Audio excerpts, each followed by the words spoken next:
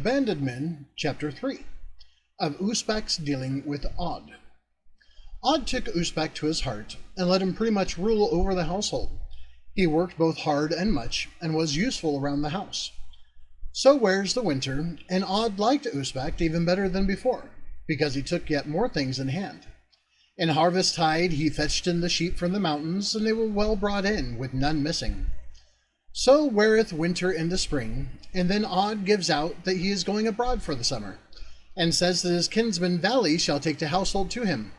But Valley answers, So falls it, kinsman, that I am not used to this, and I were liefer to deal with the money and the wares.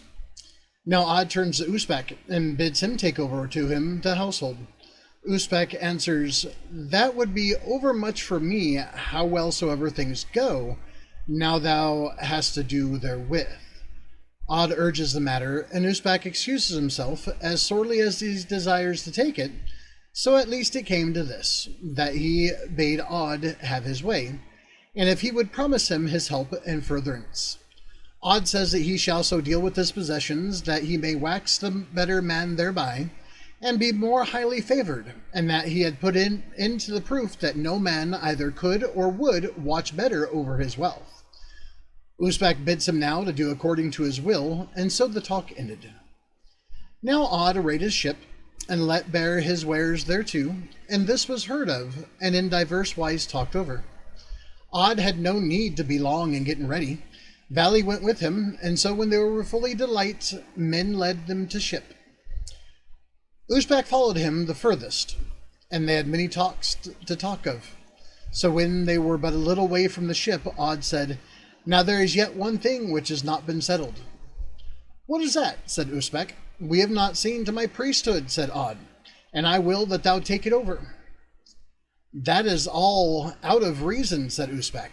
I am unmeet for this. Already I have taken more things on my hands than I am like to handle or turn out well.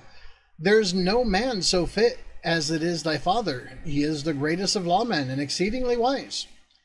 Odd says that into his hands he would not give it, and I will have thee to take it, he says. Usbek excused himself, and yet was fain to have it. Then says Odd that he will be wroth if he take it not. Wherefore at their parting Usbek took the priesthood. So Odd fares abroad, and fully happy was his voyage, even as his wont was.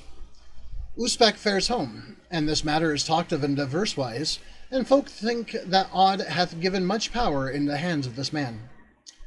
Usbek rides to the Thing next summer with a company of men, and does well and helpfully there, and turns all due matters without of a hand whereto he is by law bound, and rides thence with honour.